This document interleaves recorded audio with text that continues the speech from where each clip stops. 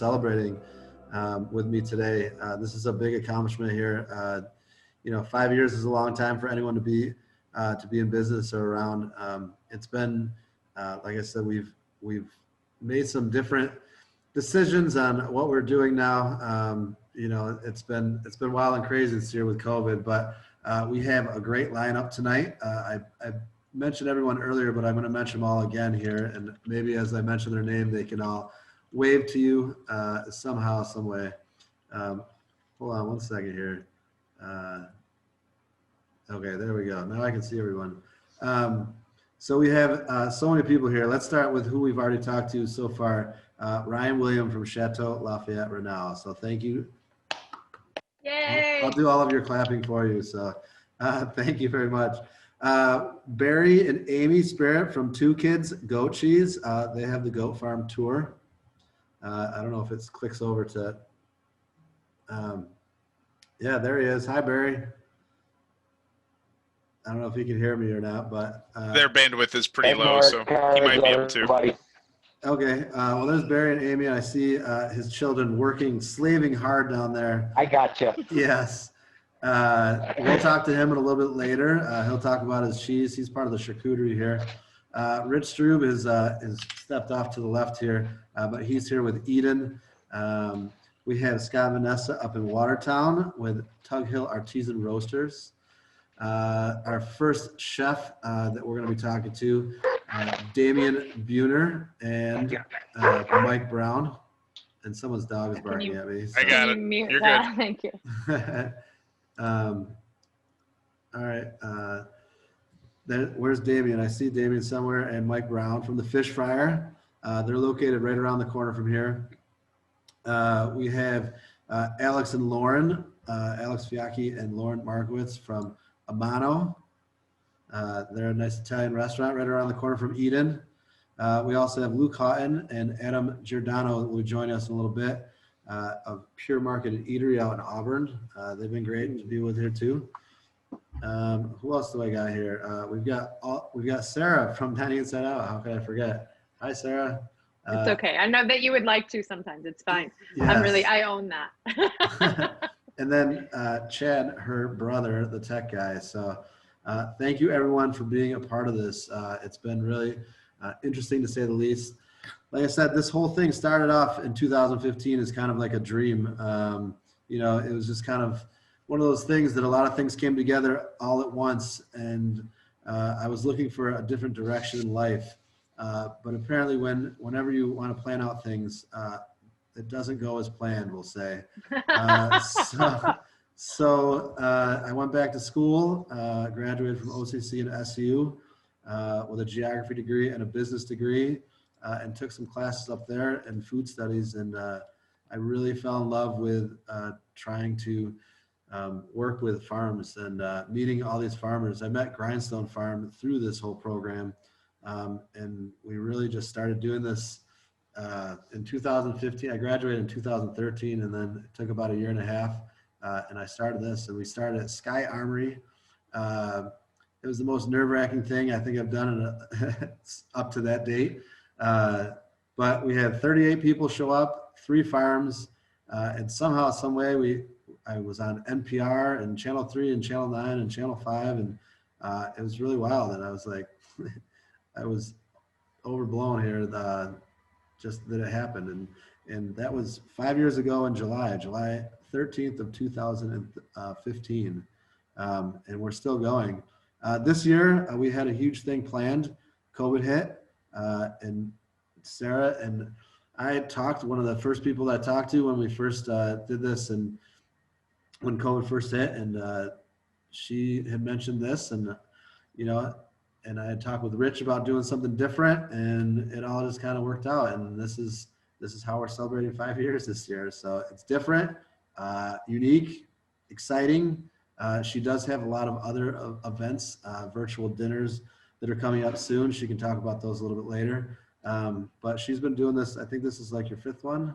4th one? No, more than that. Okay, the 5th one that I know of. So. Yeah, we've done quite a few private events, and thank you. It's been awesome to be able to not only help, people who we already love and know, like Mark be able to, you know, put on a dinner that would otherwise be canceled. But we've been able to do fundraisers for large and small folks. We're doing OCC's annual fundraiser this year, which is pretty amazing, in November. And also like helping to save a library up in northern New York State. And then we're also, you know, doing a Harry Potter dinner this month because I'm a nerd and I embrace it and we're doing it. So it's going to be crazy, but lots of stuff happening with Dining Inside Out that just keeps that feeling of, you know, what you do, Mark, that connection, keeping the farms connected to the chefs, connected to back to the consumer. It's a really important thing, especially during COVID. So many people reached out to me, and I applaud both Mark and Rich for, you know, creating the Fresh Network together and doing the helping people to have an outlet to find local produce and local food. So many people reached out to me at the beginning of COVID looking for just that, recognizing, you know, one of the things that this brought us was the wake up call of how much we need to be able to rely on our community directly and not outside sources. And so people like Mark and, you know, the other chefs and farmers here in this community who have been together for years have kind of been pushed into a spotlight.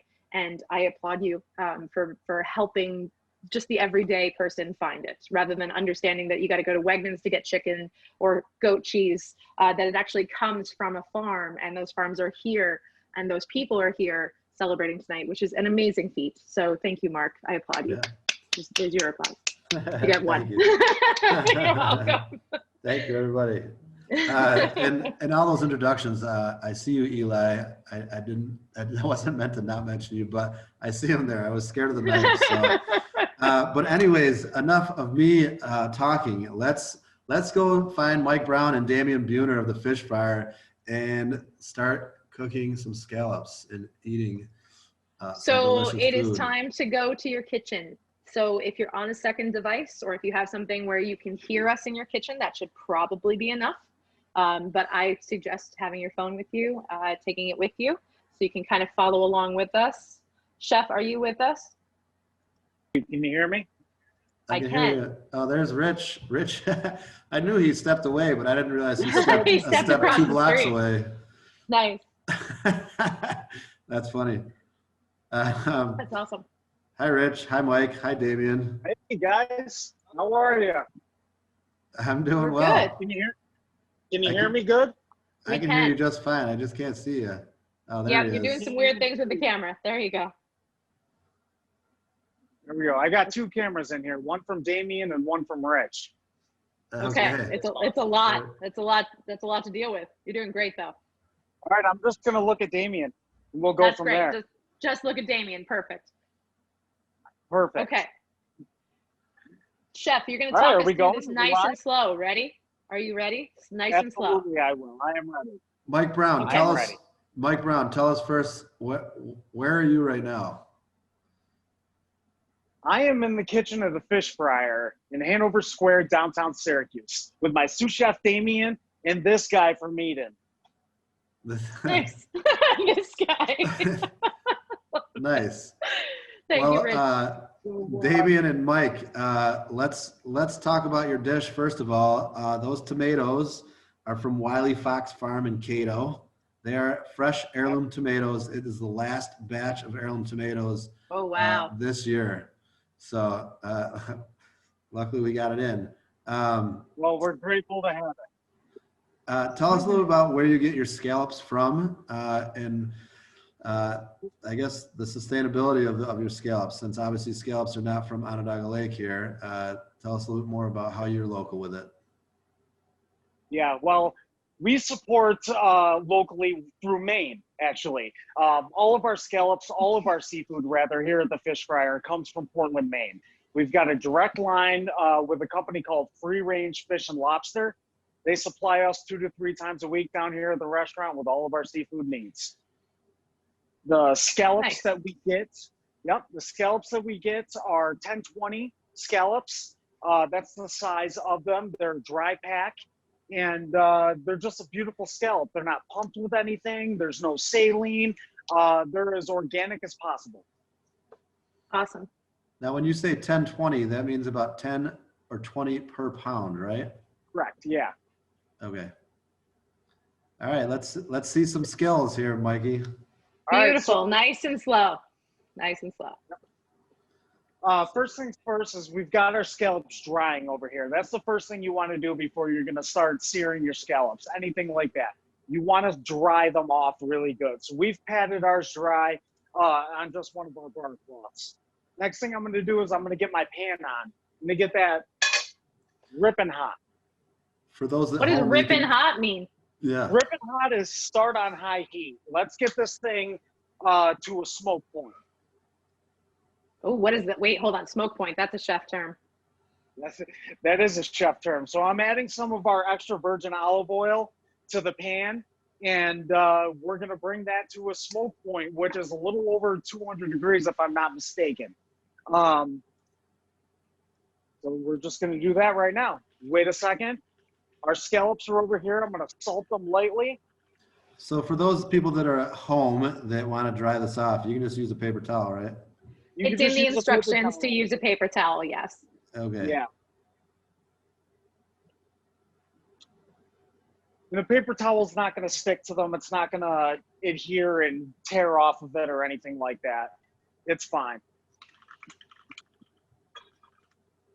And you have your pan on high, I mean? Yes, Not my hot. pan, Yeah, is, obviously my hot. pan is on high heat right now.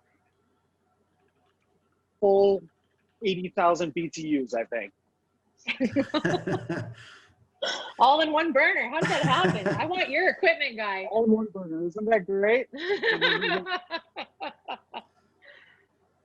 All right, so we've got a super hot pan happening. Okay, so we are at a smoke point right now. I'm going to add the scallops. Anytime I add scallops to the pan, I always pull it away from the heat a little bit so there's no flare up. I won't risk burning myself, anything like that.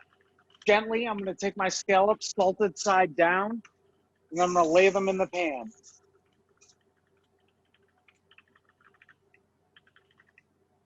As you can see, Damien's getting nice and close with the camera. You can hear the sizzle. I'm going to go back to the heat.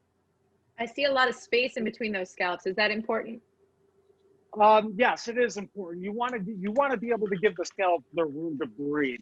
They need to caramelize. That oil needs to be able to get all the way around them. You don't want your scallops touching each other. Keep them nice and separated. We're going to do this for a couple of minutes. As you see, the scallops are starting to brown on the edges. That's a good indication that they're starting to get to the point where you want them to be. When your scallops are ready to be flipped, they will actually release themselves from the pan and make it easy for you to flip them. Mike, would you have the guy on your left keep the camera on the food, and the guy on your right's doing a great job keeping the camera on you? Okay, or they've switched. Either way, just one on you and one on the other is perfect. I've got both videos spotlighted for the guests. Awesome. Thank you, Chad. Is that better? Perfect. All right. Perfect. Cool. I'm just going to move our oil around a little bit, make sure our scallops are getting seared evenly on all sides. We're starting to get a nice golden brown around the edges, so I'm going to start checking them. Comes right off.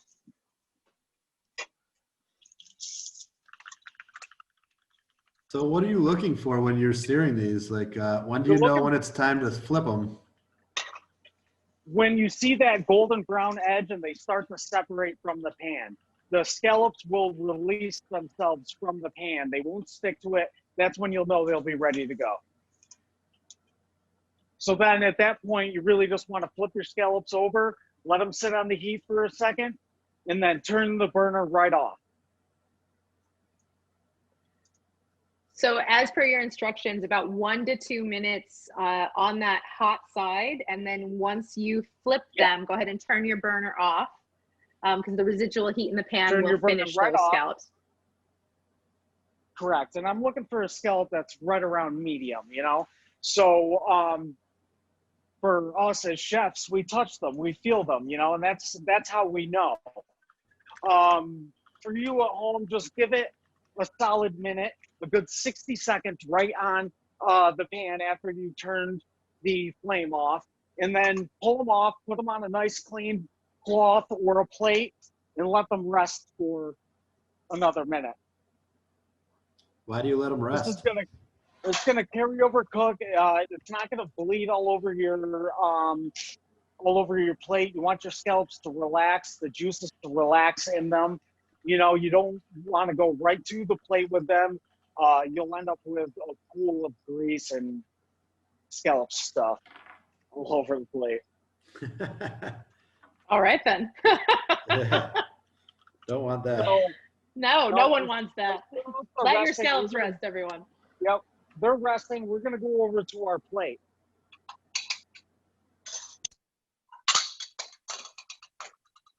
And we're just using a bread and butter plate because this is an appetizer. It's a small dish. We have in front of us our dehydrated tomato, our tomato gelee, confit tomato, and a lemon ricotta goat cheese. So what we're going to do first is we're going to get the gelee on the plate. Tell us what a gelee is, please. Well, it's kind of like a jelly, all right? So in this situation here, we basically made a tomato juice, and we thickened it with agar-agar for our vegan friends. And we've got a jelly now, a tomato jelly per se. So we're just going to pop it right out onto the plate.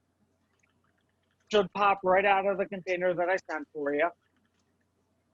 In the instructions, I told you to smear it. You're not going to be able to with this. It's set up nice and good, so it's not going to smear. It's there. It's what it is right now. I'm going to grab 2 of our scallops.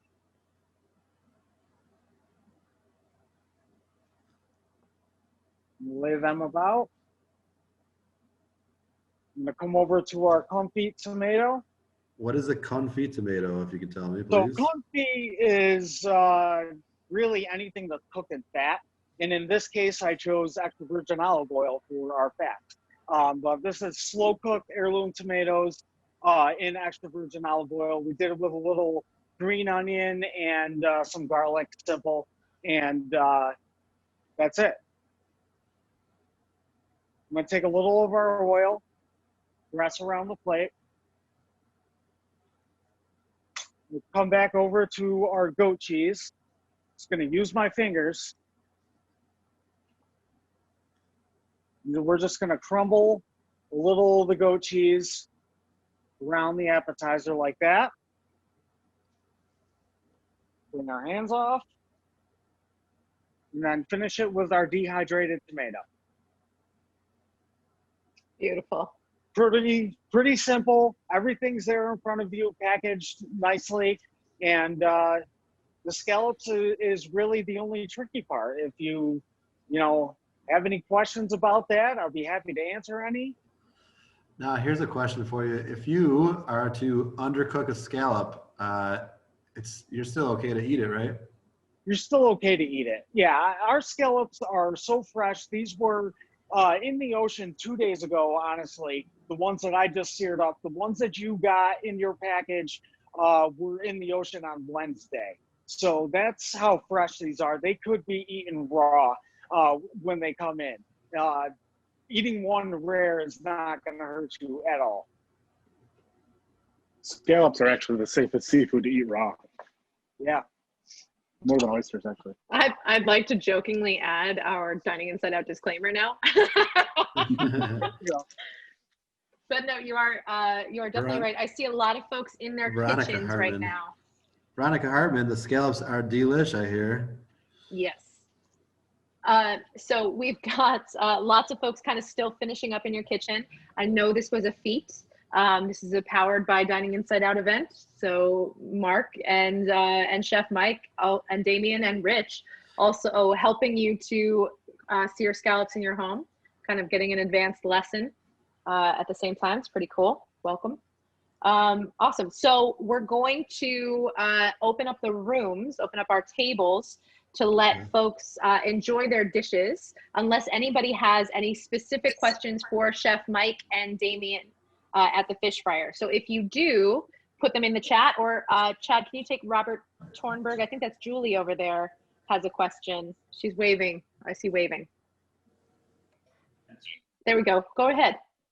Hi, chefs. I have the vegetarian vegan meal, and I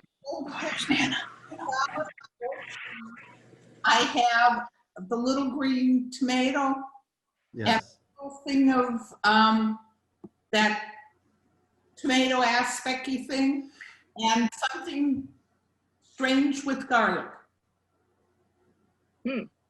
I think I've got you. I'm going to message you privately, Julie, to make sure that you are covered. Give me just a moment and look in your chat, and I will handle that. Anybody Yes, else with a question? For our vegan dishes, we did fruit of the fungi, king trumpet mushrooms that are meant to look like scallops. And they're obviously completely vegan because they're mushrooms. So it's a vegetable. Well, a fungi, not a vegetable. And we did not include the ricotta with the vegan meals. Yes. And Lita McCurdy says awesome scallops. So thank you, Lita. Thank you. Mushrooms. I will handle that. My apologies. Hang on. Let me fix this. Okay. We eat with she's not vegan. She was kosher. So Yeah, let me okay. fix it. Margaret McCormick says the first course was excellent. Same with Emily Young, says delicious. So thank you, everyone. I'm glad that everyone is enjoying their stuff here. Jen says yes, amazing. I said nice. The dehydrated green tomato, a lovely sour note to the sweet of the scallop. So Mike Brown and Damien, nice job over there. Thanks, guys. Thank you for having us. Yeah. We have Reese. Very good. Can't wait for the rest. Great job, Mark. Love the fish fryer. They said, love your hair too, Mike. Love your hair. Thanks, Reese. All right. Well, while Sarah's talking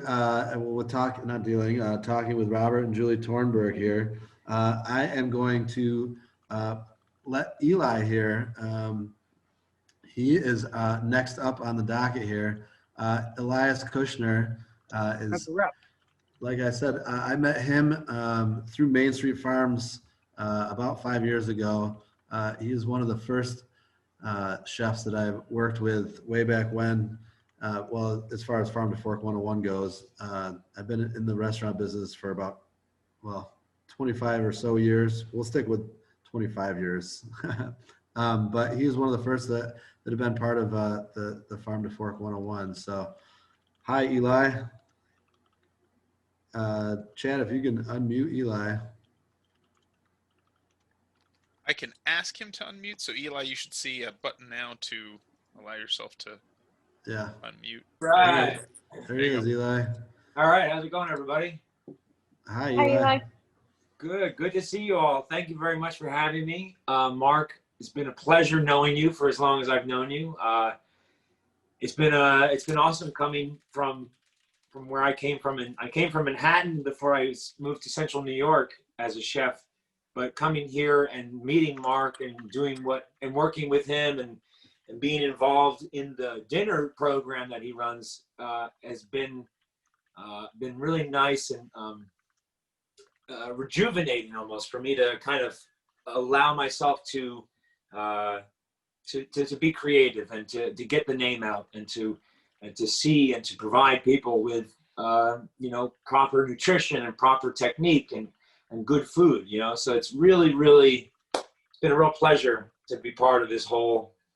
Now, before you get into the knife skills portion here, you were with Main Street Farms. You're not anymore. You are now with Cornell University. Is that correct?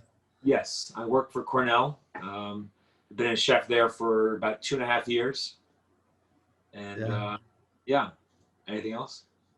You're still working with Main Street Farms here and there. I know I saw you at the farmers market. I was there yesterday. Yeah, so I work with the farm every once in a while when they need me. I'm on the on-call list.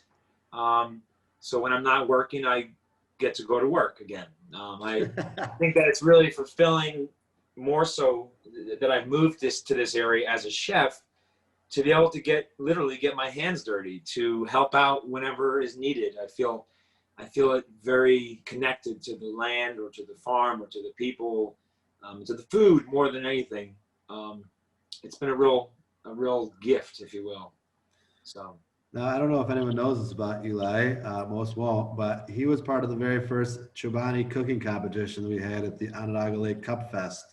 Right. He was our first winner. He even has a plaque. I think he's going to show it here. So yes, he won the first ever competition. It was me versus him. It happens to be right next to me. I'm just kidding. No, but he's been part of a lot of different things with us. So. But anyways, Eli, I noticed you've been showing off your knife, the big knife. What kind of knife is that? And why do you have that? So I don't know the technical name of this knife, but it's a big ass knife. The big ass knife. Yes. You can disappear with this knife. So this knife would be used for breaking down large fish, getting through bone. It's pretty heavy, as you can tell by the weight and the sound of it. You could also shave with the reflection of it as a mirror. But if you were to have, let's say, a whole big fish and you needed to break it down, or maybe a side of beef or something like that, just picture an Asian chef in a market, a street market, just breaking down large fish. That's the way I vision it. I acquired it from a restaurant in the city when I worked for a Mario Batali restaurant in Manhattan for a couple of years, and I kind of acquired it, stole it, / found it, so now it's mine. Okay, well, we didn't. I'm sure he won't have to ask you to give it back, but no, that's true. He's got his own issues now. Anyway.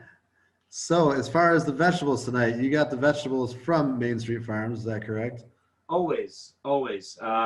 Main Street Farms provides some of I always say, the best carrots that I've ever tasted. A lot of people have even joined their CSA because of their carrots.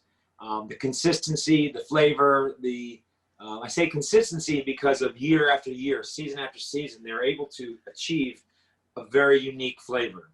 Based on soil, based on the weather, based on just the region, they're able to get a really nice carrot, which says a lot, because you don't need to do that much to this carrot.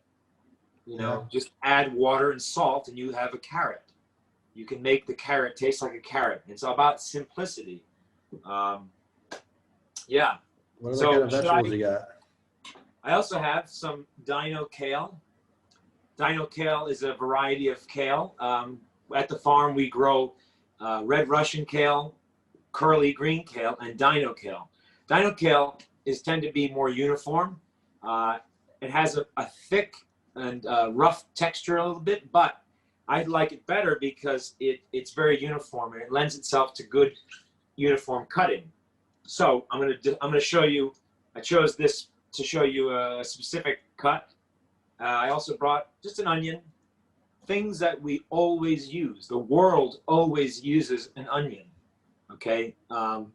So no matter where you go in the world, you should be able to learn how to cut an onion, because it's almost like learning a language. They'll let you in the club if you can cut the onion correctly, So yes, I'm in the club. Are you? All right, I hope so. Because you know what I say, Mark. Knife skills really matter. Yes, they do. Knife skills matter. So, should I get started? Yes. Yes, please. Show us all the things. Okay, so I don't know if everyone saw me starting. I was setting up my board, and the first things about knife skills is about feeling comfortable, feeling confident within your space. So, before your board, always set a towel. Now, if you're on a hard surface, the towel should be damp. Place it under your board and the board on top. And so now we prevent slipping, moving, and it prevents you from injuring yourself. So that's very, very crucial to start. A lot of home cooks do not consider those types of things, but it's a must in the kitchen setting. I also have here is a steel. Okay, a steel does not sharpen knives. It just brings back the edge. It hones the blade. This blade I have here, I'm not going to use on the steel because I only use it on a stone, or I have a stone wheel. So I can show you a quick example on with another knife on just the proper technique of sharpening with the steel. So from the tip of the blade, or sorry, from the butt of the blade here, the heel, the top of the steel at about a 45-degree angle, you're going to draw it down. Okay, and then on the opposite side, you'll do the same thing. Okay, so it's 1, 2. And then once you get good at it, you can start to go faster. Now, the faster you go does not make it sharper. The harder you go, it doesn't really make it sharper. It's about your technique. Okay, so all that stuff is a lot of show, but in the end, your edge lasts for a couple more minutes, and that's all you need it for. Okay, so let's move on to the onion. I'm going to show you a real common cut that you see a lot in a lot of recipes and a lot of things that we as humans, as people eating food, have seen and are used to seeing the shape. So we're going to do a julienne. So with a julienne, we're going to cut off one side, turn the onion, and we're going to cut off the other side. Okay, we're going to cut down the center. Now, always have a space where you can put your scraps, your compost. Very convenient to have in your space, because the more convenience around your space, the more comfortable you are, the more confidence you have in what you're doing.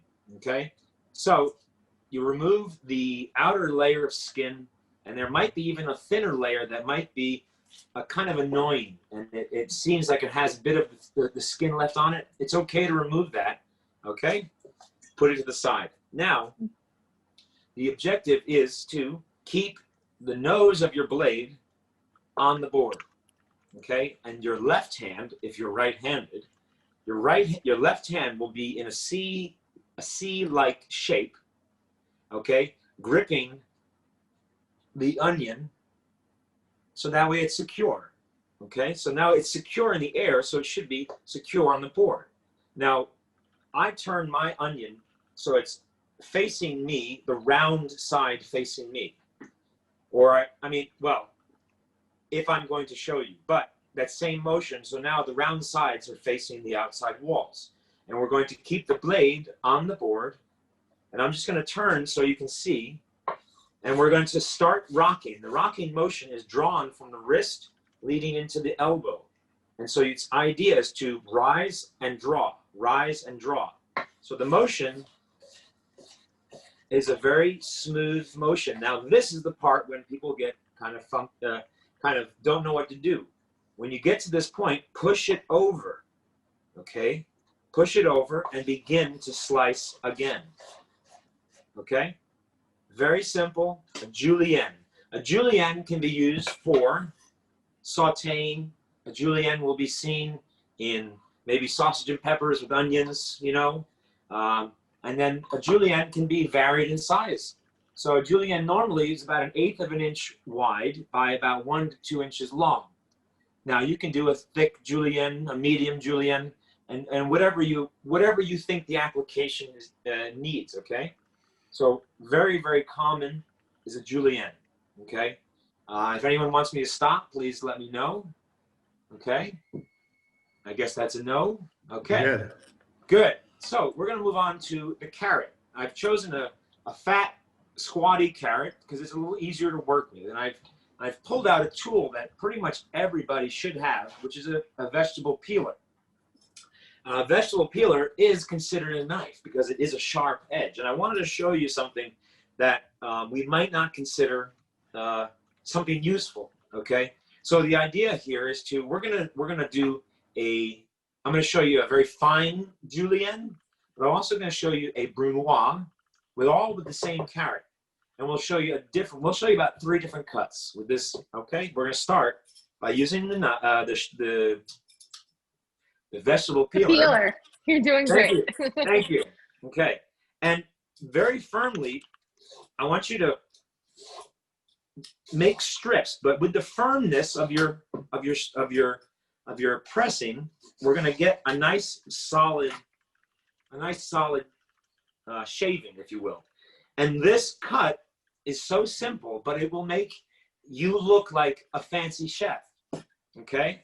Now that you have 3 ribbons, You fancy. okay, 3 ribbons together, put them on, roll them together, okay?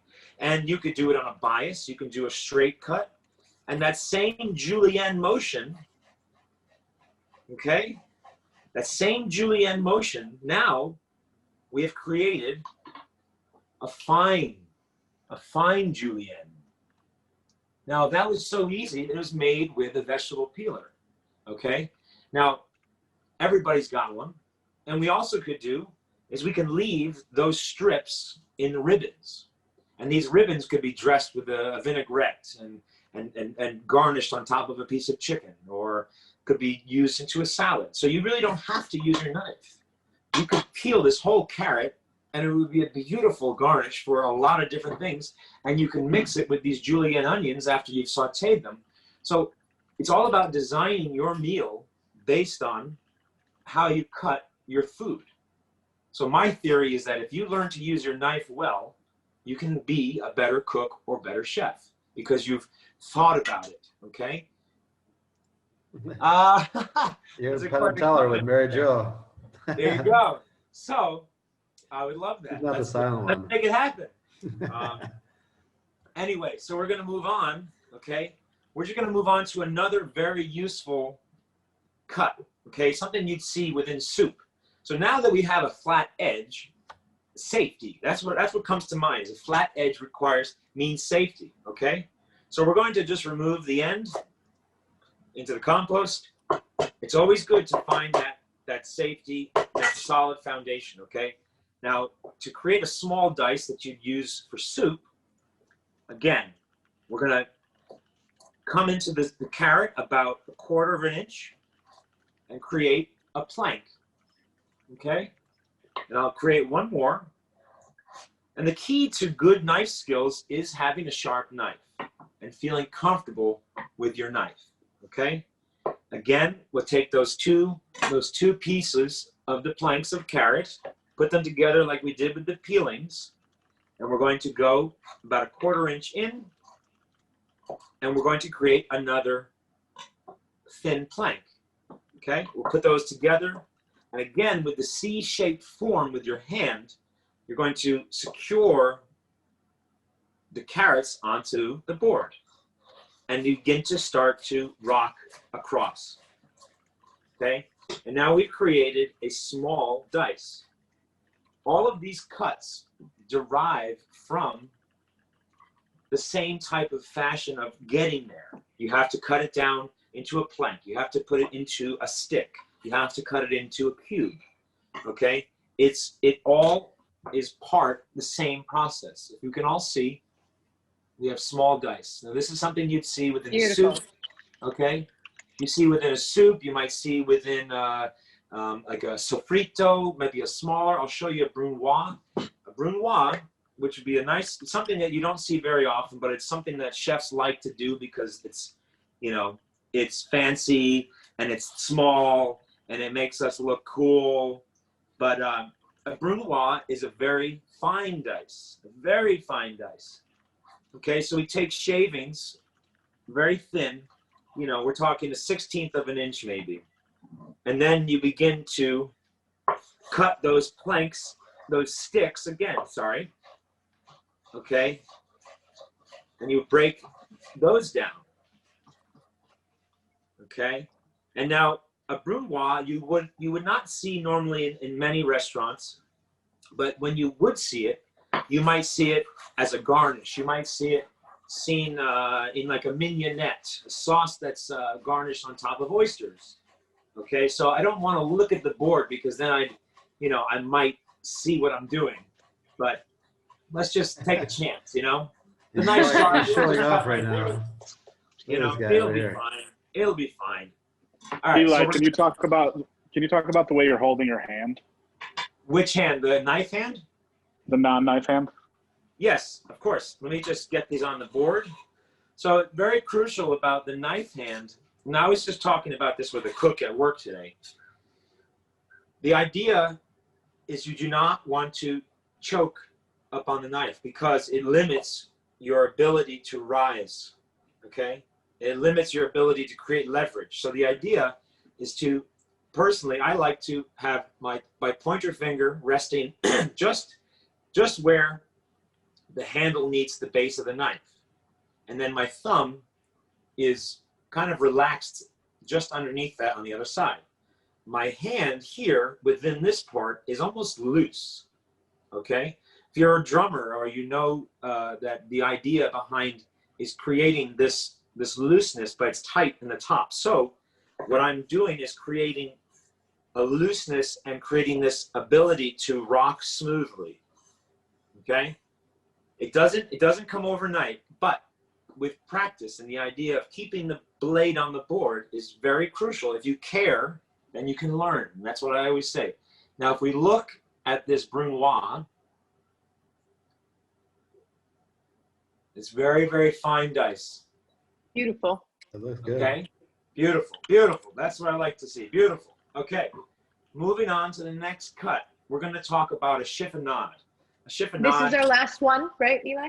Yes. This is our last one. cut? Perfect, Yeah. perfect. Perfect. Yep, we're good.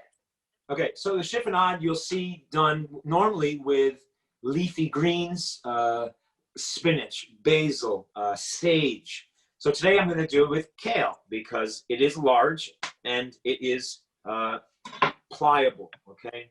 The idea behind chiffonade, which means hair-like, okay, is that you would simply roll the leaf like a cigar, if you will, okay? Roll it together tight until you form a roll, okay?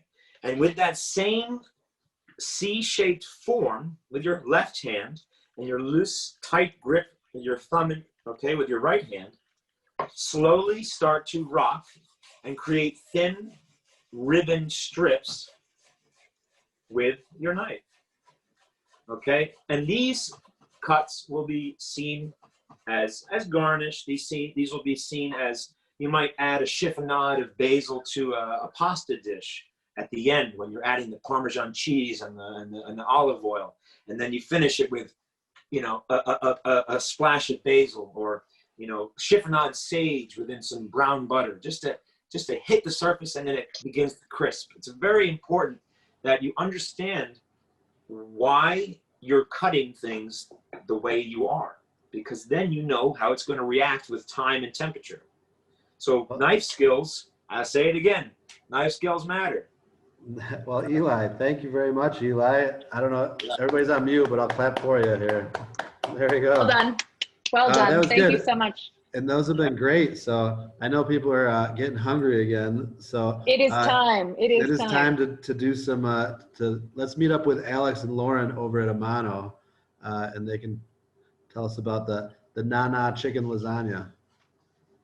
The Nana? Did you just call it that? Yes. I think it's Nona. Nona. But maybe. Nona. Okay, that's what I'm saying. Nana. I'm not Italian, but whatever. Nona. Let's ask Alex to unmute. Thank you so much, Eli. It was a pleasure. And Eli, yes, let's you've bring been the roots great. back, Chad. And all those So we're vegetables at Main Street Farms, and Hold on one Eli second. down in Cortland and Cornell. Not that Cornell's in Cortland, but Can I that's where say- he lives. Can I say a shameless promo to talk food with Chef Sure. Eli? Yeah. So if you like Ironically- this stuff, yeah.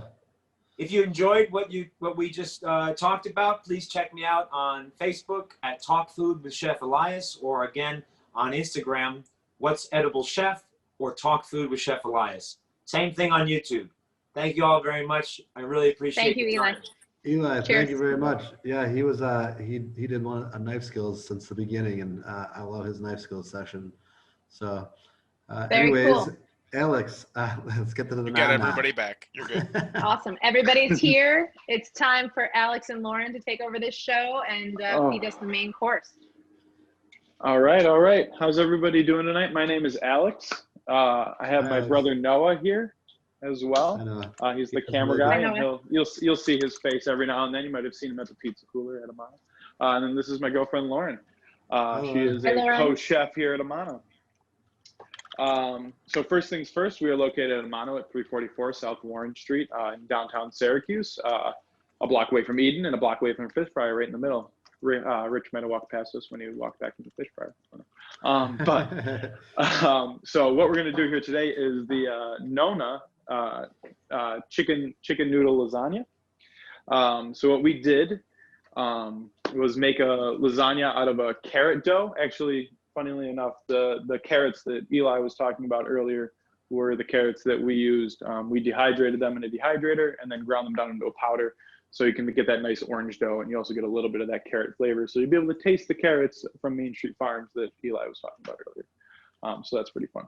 Very cool. First things first, we're going to do, because it's going to take the longest amount of time, is we're going to throw the lasagna into the oven. So we plated the lasagna on the side just for a little like different visual aspect of it. You get a little bit of a longer lasagna. So that's going to go in the oven. Put which side down? It was the butter side down or the other side? The butter side up. You can throw a little bit of fat up on the bottom of whatever pan you're using. You can use a saute pan. You can use a hotel pan. You can use, if you have a sizzle tray, you know, if you worked at a restaurant at some point, you stole a sizzle tray, you can put it on that. Whatever you works. Stole a sizzle tray. God forbid. Why are all the chefs today? Why are all the chefs today stealing everything? Stop it. I saw. Give it back. One quick second. I saw parchment paper, and I know I can feel the people who are paying attention to all the details are like, it didn't say parchment paper. I'm freaking out. Is it okay without parchment paper? Yeah, it's fine with that. We do it without parchment paper at the restaurant. We just have some here. I'm actually at my house now. I'm at the end of a 14-day run with a couple events, so I'm exhausted. But we have our house. We are at my house, and I thought it would be a little bit easier. Our oven's very far away from our stove, so we'd be running back and forth, and it would look kind of manic. So we decided to do it here, so it could feel more like you guys could do it at home as well. We just put parchment paper down because it's easier, but just a little bit of fat, you'll be able to get it off. Any sort of spatula or anything will be able to get it off. 1 second, just to pause. We're gonna ask about the vegan meal too. Does that also go in the oven? Is that going to be finished in the oven? So the vegan meal will not. Well, you can finish it in the oven, but it's actually going to start in a pan. So you'll heat up a regular saute pan. If you have a nonstick, that's great. If not, use just a little bit of extra fat, butter, olive oil, grapeseed oil, coconut oil, whatever you got will work fine. And you're just heating it up to a pretty high temperature, probably about medium high. And then you're going to sear off those farinata, corn farinata, we call them. It's similar to polenta, cooked a little bit harder and then laid out and cut in circles. The vegans also have mirepoix, carrot, onion, celery, folded into the polenta and then set. So you get that flavor of the chicken noodle soup that's also folded throughout the lasagna. Without any chicken, and I just want to confirm that because I know I've got a couple chicken allergies out there who called me earlier, freaking out. Like, no, we're good. So the broth, no chicken. The broth is actually a vegetable broth. We use mirepoix, like we were talking about earlier, which is the word for carrot, onion, celery. And then we also use some dried porcinis to get you a little bit of that umami richness that you get from like chicken bones that we used in the stock to make the sauce for the lasagna. It also has a little bit of miso to add a little bit more of that umami flavor and just round it out as well. So for the vegans, we are heating up the broth, and then we are searing off the farinata. Once it's seared off on one side, you can pop it in the oven for 3-4 minutes just to heat it up all the way through. So we have our lasagna in now, heating up. We're gonna look for a golden brown type situation. And then over here, we're gonna have Lauren starting to heat up the sauce. So our sauce is a couple of classic French sauces mixed together. We have, first off, bechamel, which is a milk sauce thickened with the classic roux, which is just flour and butter. Equal parts flour and butter, and then you add milk, and then you cook until you can't taste the flour anymore, basically. And we season that with dill and parsley. So we're just heating that through. It's already cooked all the way. It should be good to go. And then the other classic French sauce, it's one of the 5 mother sauces. The second one is velouté, which is chicken stock thickened with the same aforementioned roux, which is, again, equal parts flour and butter. It's a great thickener for anything you could possibly need. So we're heating that through. We are baking off lasagna. And then over in your separate containers over there, you should have Parmesan cheese and a little bit of chicken skin gremolata. The vegans should also just have a mixture of chopped herbs that was also in the gremolata. Gremolata is a fancy word in Italian for basically mixed chopped herbs, usually with some citrus and some garlic. So can you pronounce the word for me? It's that word is apparently, but. so that's Nonna. Nonna is grandmother in Italian. I would like credit for winning that, despite my lack of Italian heritage. I beat you, it was Mark. beautiful, Sarah. You killed it. Thank you. I worked in an Italian restaurant, but we never did. We never had that dish before. So the idea of the dish was basically so I was raised Italian American. So obviously the lasagna, but the overall flavor components, especially with the dill specifically, which is throughout the entire dish. So there's a little bit of dill in the lasagna, there's dill in the sauce, and there's dill in the gremolata. Comes from Lauren's heritage, which is Jewish American, and you find dill a lot in matzo ball soup, which is kind of like the Jewish version of chicken noodle soup. Yeah. Beautiful. I know that we've got a lot of folks that share that heritage dining with us tonight, so I'm sure that is appreciated. Well, hopefully we did it justice. So for me, if you ever need to know how to make pierogies, that's where we come in play. That's where he comes in. Right. That's Mark's done a couple of those pierogi demos. I was surprised actually we didn't do one for tonight, given all the the heritage there, Mark. Yeah. So we call it babcha instead of Nona. Are you guys? I couldn't pronounce that either, so it's fine that you butchered Nona. It's not a problem. What's up with? I mean, Grammy. Like, doesn't that work for people anymore? No, like. I mean, yeah, okay, Grammy's fine too. I called my grandmother Grammy. Right, it works. Yeah. Okay, so while people have got this in the oven, let's talk about a mano. So where is it? What is it? And when are you open? Are you even open? Yes, we are. We're open. We also have to go in the times of COVID here. We are at 344 South Warren Street in downtown New York, or downtown Syracuse, New York, not just New York. There's a lot of downtown New Yorks. It does make a difference. Yeah. It does. So downtown Syracuse, New York, we are an Italian-American restaurant. We kind of try to skew away from the classic red sauce Italian to go more of a little bit more seasonally driven and a little bit more local focus. The idea with especially Italian food is they use what's around them. Me and Lauren spent 6 months traveling throughout Europe, and when we were in Italy, one of the things you notice is they basically use whatever's at the market at the time, and that's kind of the influence for the restaurant as a whole. And we really try to use basically what's in season, and we do different things with pastas, fill them with different things. We try to steer away from like the cheese and red sauce kind of thought of it. Does Amano do gluten-free? The question just came up from Josh. I know he and Sarah are both gluten-free and vegan. Can they eat at your place? Absolutely. Very easy to accommodate both. We currently do not do filled gluten-free pastas. Purely from the logistics of it. We're working on a gluten-free pasta that we'd be able to roll out through our machine. But as of right now, we buy in some gluten-free pasta that we pair with our seasonal sauces. Awesome. Very cool.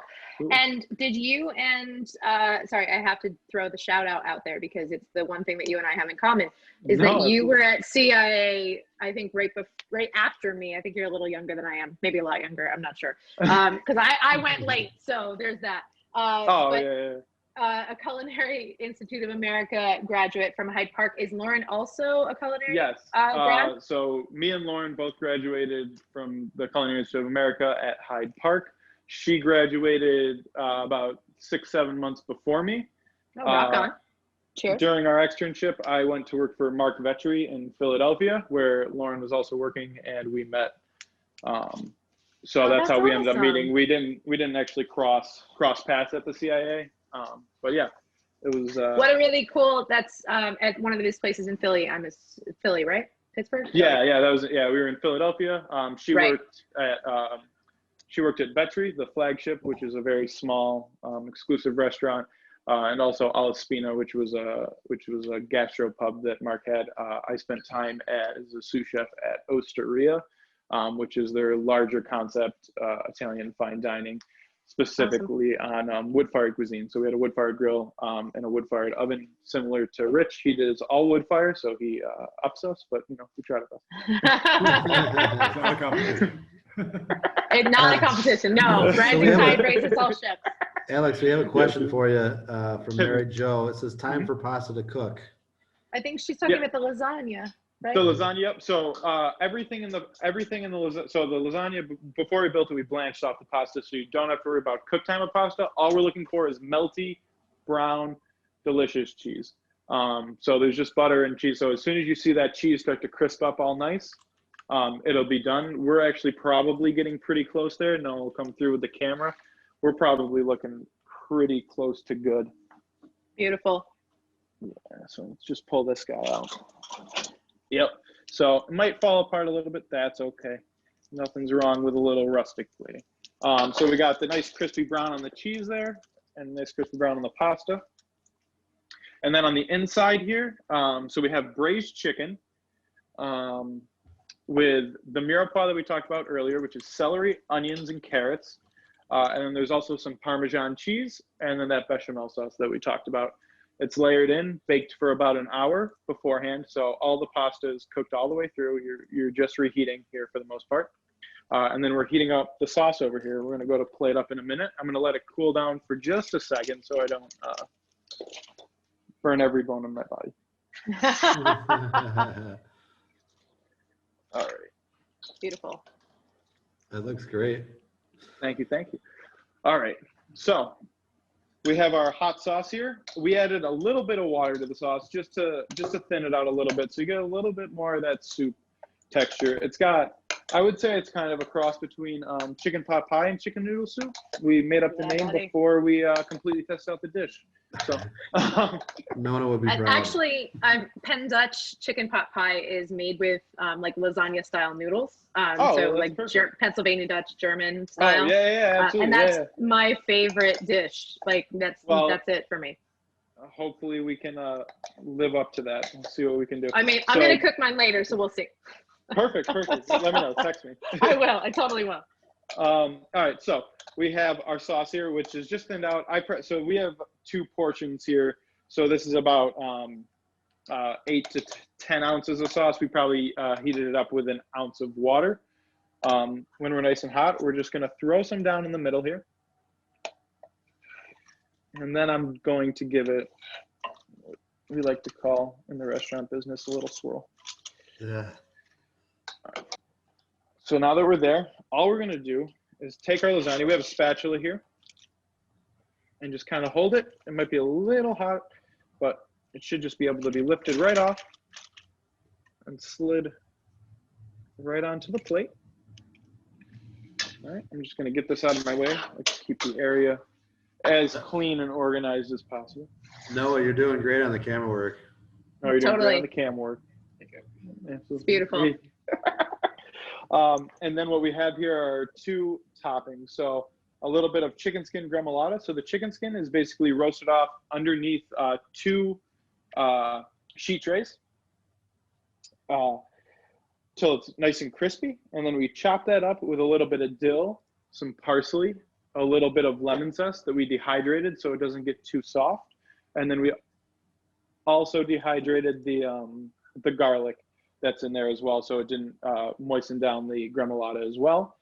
We really tried to use the entire chicken. I don't think there was a little piece of chicken left over after we finished off the lasagna. So we used the skin, we used the bones in the sauce, we used the meat in the lasagna, obviously. It's amazing. So we're gonna Thank you. Oh, of course. I don't want to waste all these chickens. So we're just gonna sprinkle some gremolata over the top.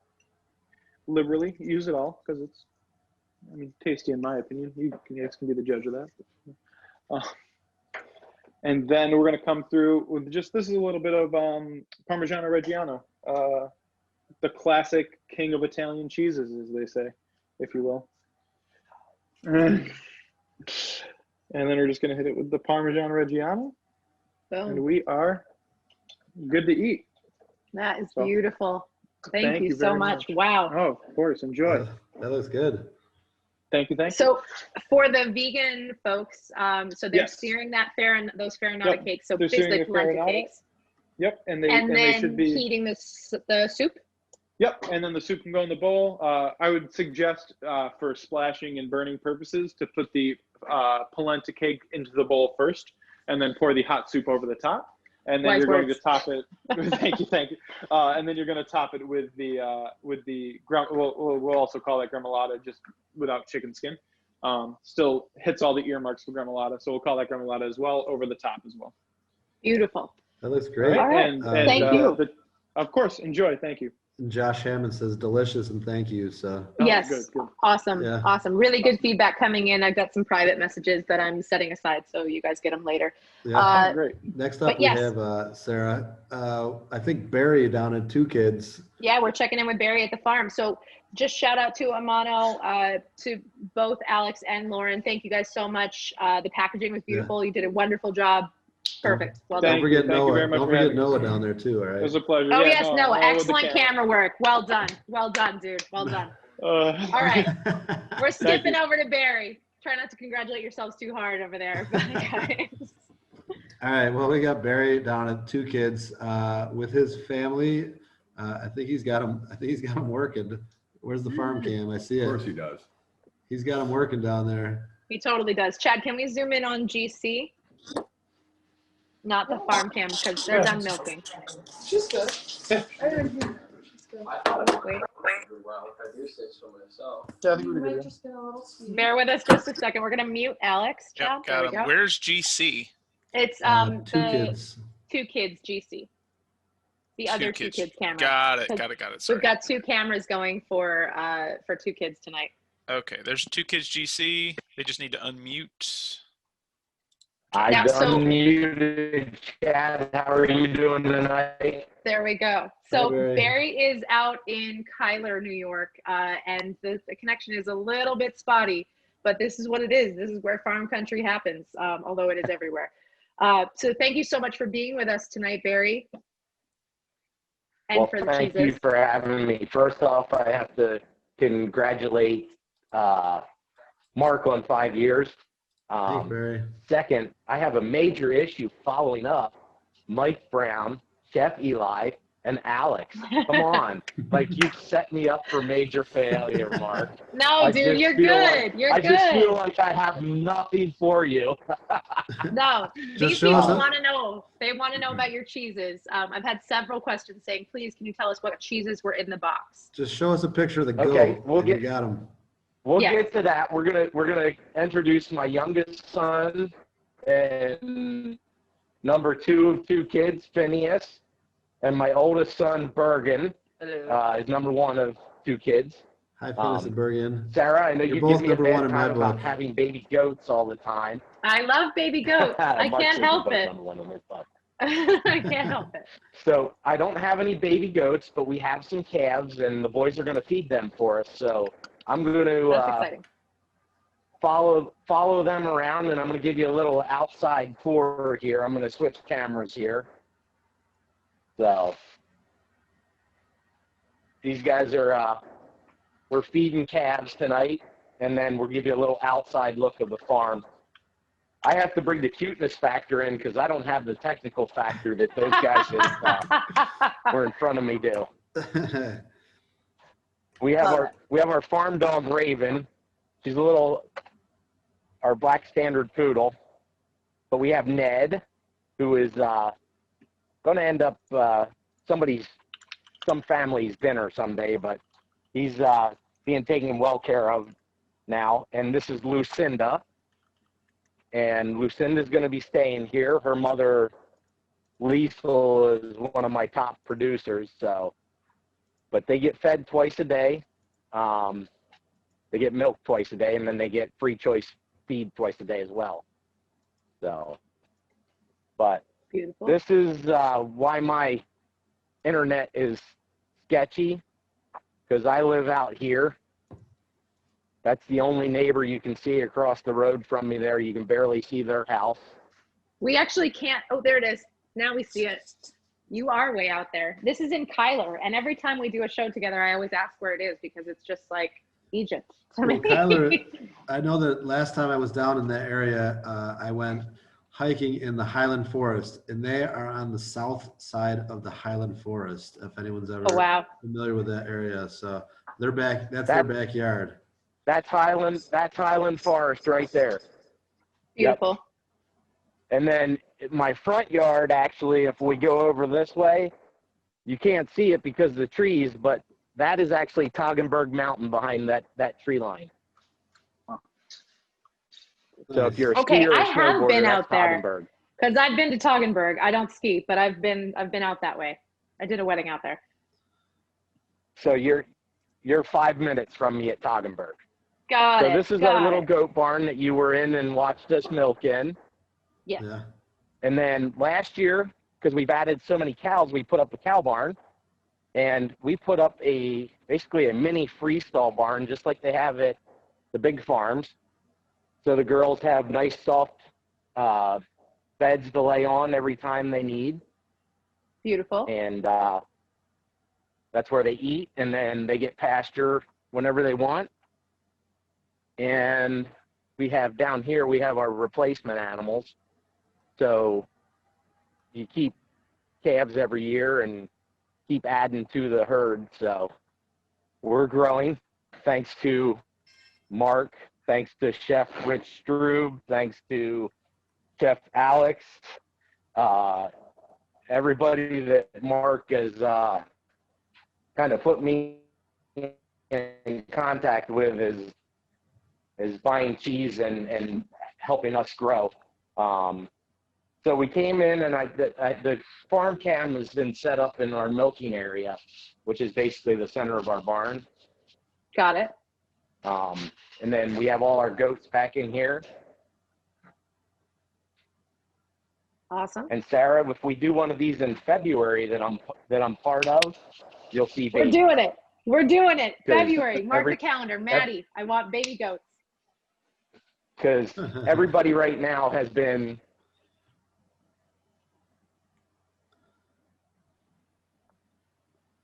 love. I mean, I planned on doing a Valentine's dinner. I mean, I think baby goats are romantic, right? This gentleman right here. We can make it work. Oh, hello there. Hello. Oh yeah, absolutely. For some reason, I kind of want him to yell at us. Yeah, that's Palmer. Awesome. Now Barry and I met a while back. Okay, we're gonna go in. Oh, go ahead, Barry. It takes a minute. We've got some lag happening. That night at the stoop, Mark has changed my life. Yeah. Glad to hear that. That's great. Barry and I met at the stoop. And, I invited him to come to a dinner. And at that dinner, he met a gentleman from Apisa, as well as Sarah and some other chefs as well. But the gentleman from Apisa, and now they make mozzarella for Apisa, and it's pretty wild and amazing. So I think that's part of the reason why some of the cows are even on the farm now. I mean, to give Barry full credit, I have his cheese before the stoop dinner. So, but I got to meet him like face to face, like, oh, this is awesome. And he's actually from central Pennsylvania, where I'm from. So totally awesome. Yeah. Berks County. That's right. Just saying. There's a lot of PA in the house right now. A lot of PA happening right here. That's so true. So to talk about the cheeses that were in your box, now some of these cheeses are not even available, let's say, for purchase anywhere, but maybe in the Eden Fresh network over the next couple months or next spring. Cool. Thanks, Barry. On the right here, this one here, this is Amy Lynn. That is a goat cheese made in a Gouda style, and then it is wine soaked. Amy Lynn is actually my wife's name, so she's the wine drinker in the house. That's why it gets named Amy Lynn. Then you would have had Jersey Gold in the box. Jersey Gold is a Fontina style cheese. It's made all my cows are Jerseys, and they're on grass all summer. So we get a very distinct yellow color to our cheese. I mean, you can see the difference between goat milk and cow milk is staggering. People don't understand that cow milk's actually yellow, and the fat content is through the roof on that cheese. You probably taste the butter in it.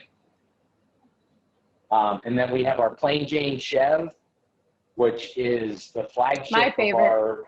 of our it's everyone's favorite. It's the do-it-all cheese. It's really the go-to. It's one of the best cheeses in all of the East Coast, but absolutely, in my opinion, the best cheese in New York State. That one. Just saying. Well, thank you. You can't see me. I'm not on camera. I'm blushing though. Oh, that's so nice. I'm glad. I'm a big fan of your burrata as well. And I was just going to get to that. Well, I don't have any of those, Mark, because we know you're a big fan of them. Mark ate them all. They were delicious. Was that Rich that said Mark ate them all? Yeah. Yeah. Yeah, Rich. We know that there's an addict in your house. Yes, there is. It happens. But also you have the burrata that we make, and like Mike was saying earlier about the fish being in the ocean last Wednesday. Last Monday, the milk was still in the goat that made your chev. The milk was still in the cow that made your burrata for your dish. So that's amazing. It is all about fresh, and then the other two are a little bit they're aged. So, but that's awesome. an inside look at what I do, guys. I'm gonna kind of hang out for a little bit. I'm gonna go down and have some dinner myself. Yes. I start my days at 3:30 in the morning, so we're actually pushing my bedtime right now. I get it. The chefs are just getting off work at that time. It's like, wait, hold on, what? So Barry, I have two questions for you. Okay. Did you name two kids Goat Farm because you had two kids? Yeah, it's the play on words for goat kids and my kids. Yes. That's awesome. What if you had more kids? That's not happening. Let's put Luke on mute. Luke, we named it two kids, so that was it. We were done. Yeah, okay. There's a commitment level. Yep. So that's a kind of a look inside of what we have here and what we're doing. And thank you so much, Barry. This is amazing. It's really cool, like just for Dining Inside Out guests that have been here for a couple of different rounds. For those of you who got to see more of Barry's stuff in the early summer, late spring to now, the farm changes, and yet his routine is still that long day, a lot of work and beautiful cheese. And thank you so much. This is awesome. I don't know if you saw the chat message or the post. Amy. My wife just says hard no on more kids. I saw it. Carol Louise wants to know where we can buy the cheeses. I know one place is the Eden Fresh Network. Eden Fresh Absolutely. Network, start Where there. is she located though? If she's not within the network's realm, Carol Mark? Louise in Syracuse, I believe. Right there, Carol get it Louise, from the Eden Fresh Network. Eden Fresh, boom. Yeah. We'll definitely. make sure to link that up in the chat at the end, just so everybody knows. And I'll do my best in the next segment while I don't know if Chef anyone can Adam see Giordano's cooking. There we go. Awesome. Looking at Well, Rich. And guys, I have to thank you. There you go. Make your screen better. There you go. Need Go to ahead, thank Barry. Mark, thank all the chefs that use my product, all the consumers. We went from, early March, we went from panicking, thinking we were going to be getting rid of our animals because we didn't know what we were going to do with our product, to we're flourishing in the COVID situation. And a lot of that has to do with Mark and Rich and Alex and you know, the chefs that have really been flexible with their business plans, and shifted gears. And I think everybody needs to remember we're going back inside because of Syracuse winters. And don't forget to go get takeout. Order takeout and keep buying from those restaurants and keep those guys in business, because they're keeping my family fed and a lot of families down the line from me. Thank you so much. Thanks, That's Thank you, awesome, Barry. We're going to move on from you before I start crying on camera, okay? Because it's a little too much. So thank you. Thank you, Barry. Thanks, Mark. Thanks, sir. And number 1 and 2. Right, we'll see you later this week. So up next, I saw Adam joined us somewhere. Adam Giordano. Yep. Put him up Adam on is there? definitely here. There's look Adam. at Yeah, that.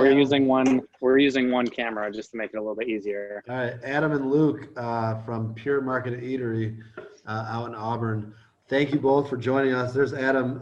Thanks for coming, joining us. So tell us a little bit about everything. So.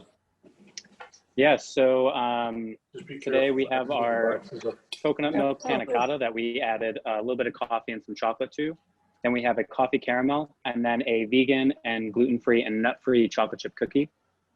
So I'll kind of show you how to plate it. It's really easy. So you've been cooking all night, so now you can have like a little easy, relaxing plating and enjoy dessert.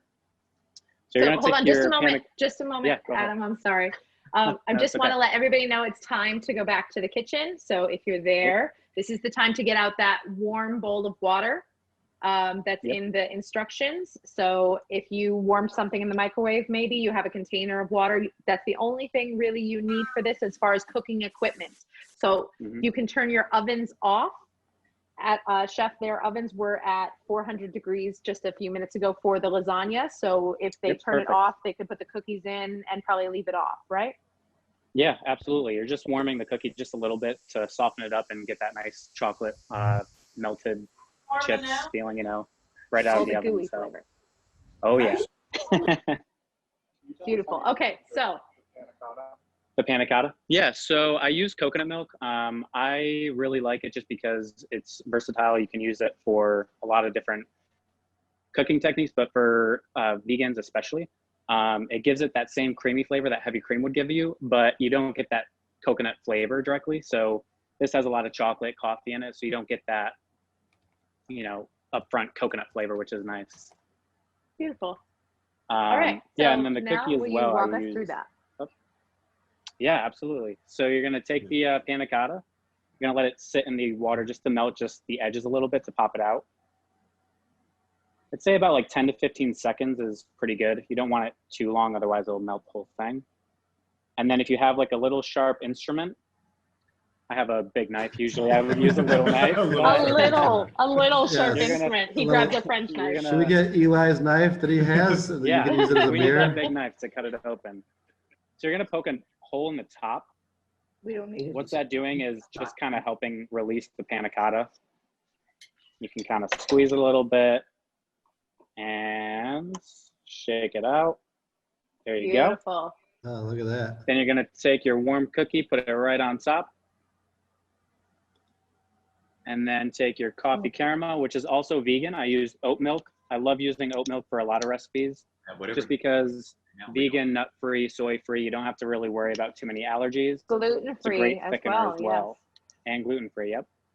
And then I typically just like to kind of drizzle it all over, get it on the cookie, get it on the plate. You can add as much or as little as you want as possible.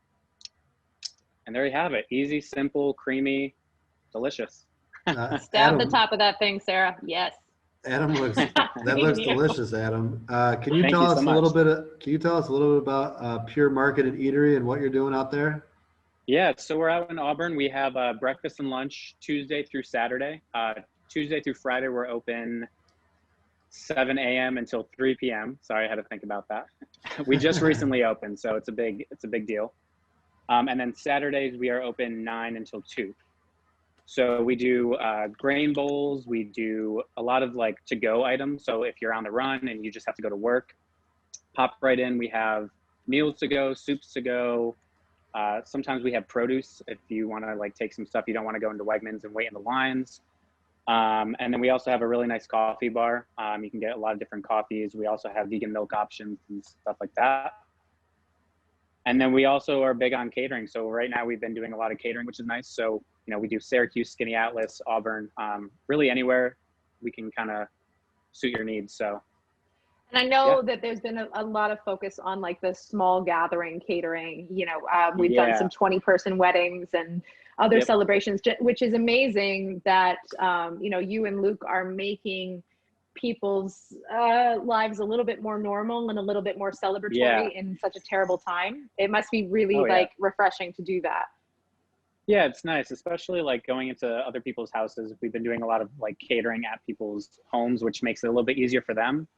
And obviously they're smaller parties, so it's a lot of families and stuff. And anything we can do to help, especially during these times, you know, it's definitely rough and it's not normal. You can't really go out and have all these venues that people wanted for their weddings. So it's nice to be able to go to their home, cook for them, and at least give them a little bit of ease for, you know, one little thing for their big day. So beautiful. So tiger nut flour, tell us all about it, because that's what's in the cookie, and I already teased them about this, so they want to know. My favorite flour. So I really like to do dietary restriction cooking. As Sarah knows, she kind of taught me everything that I, you know, most things that I know about dietary restriction Not even cooking. close, but yes, okay, sure. A lot, Sarah. But I found this flour when I was working for a restaurant that was completely grain-free. What's nice about it is it's grain-free, nut-free, soy-free. It's pretty much everything free. But it has a really nice texture. And if you're using it for gluten-free baking, it's actually a 1-to-1 ratio. Meaning, so if you're using 1 cup of flour in a normal recipe, you can substitute it exactly the same. You don't have to actually like figure out, you know, how much flour do I need to use for this type of flour. It kind of has a nutty flavor, almost like an almond meal texture, which is interesting because it is nut-free. It's actually like a tuber, so it's almost like a starch that grows in the ground in West Africa. So it's like a potato, basically, but it does crazy things that a potato would never do.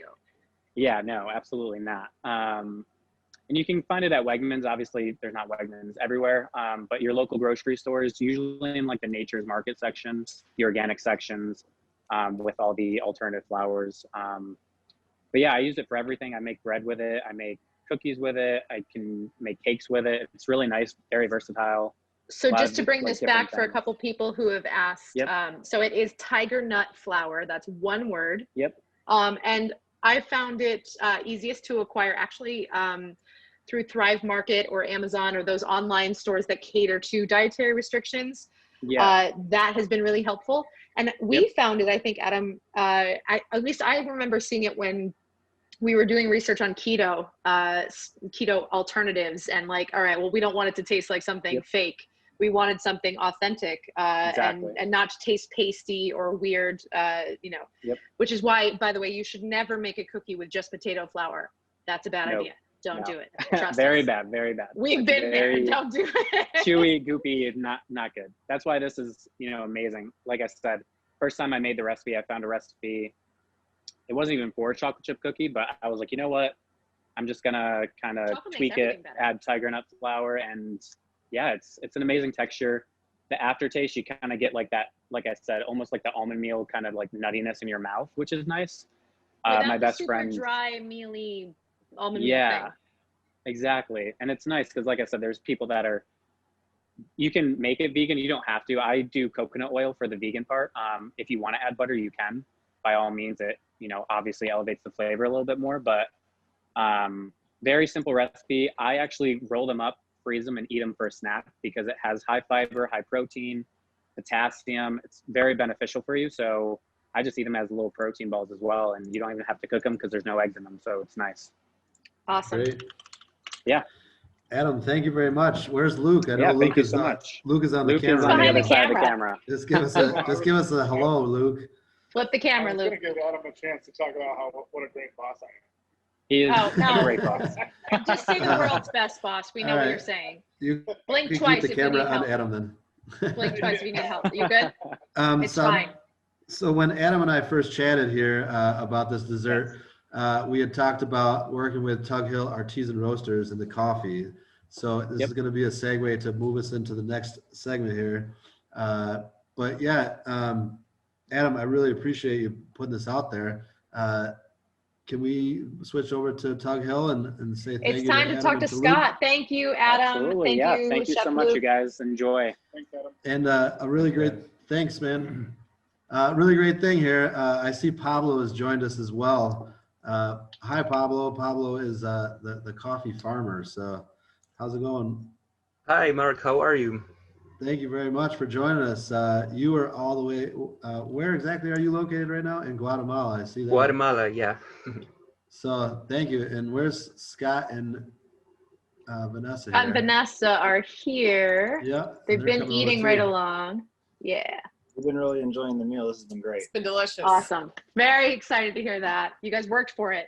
So thank you. Yes. So as we start here, Scott and Vanessa, I met through the downtown farmers market, the CNY regional market. We met and they actually came to an event that we did at Mano.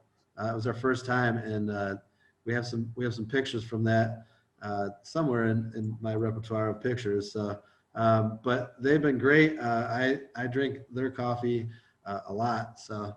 I can maybe use too some much. right now. Yeah, maybe too much, but I did some jumbo jacks here. So, but anyways, when I just talked to Scott and Vanessa the past month or so, you know, they had mentioned that we would talk with Pawliw from Guatemala. So I'm happy that this all came together. So, so let's give a round of applause. I know that you guys, there's not a lot of sound in there, but from us, we'll do all the clapping for you. So.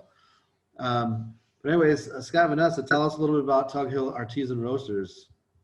Sure. So you're celebrating your 5-year anniversary. We'll be celebrating 4 years this spring. Yay! Congratulations. Congratulations. Congratulations. Yeah.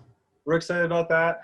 Things are moving along. And also, I just really wanted to quickly kind of echo what's been, we've been hearing tonight. This was our busiest month, September. We just closed out September. This was our busiest month since August of last year. So thank you. That's awesome. For supporting your local roasters, your Yeah. coffee shops, and the whole supply chain involved in that. So, yeah, so Pawliw and Vanessa actually met last year at the Cape Vincent French Festival, and we didn't really know if anything would come of it, but it's been awesome. Pawliw grows great coffee. He'll talk a little bit about his coffee in a minute here. But our roastery is all about, we are focusing on roasting really good coffee, and we're really concerned about the supply chain. So we were really excited, and the quality of the samples that Pawliw sent us was just fantastic. So awesome. we're taking 4 of his different lots, so different varietals of coffee, different probably soil, terre noire, and all kinds of different components of the coffee. And we've roasted 4 different coffees, and we actually just released them finally on the website last night. So Vanessa's going to adjust it a little bit for you there. Oops, turn that around.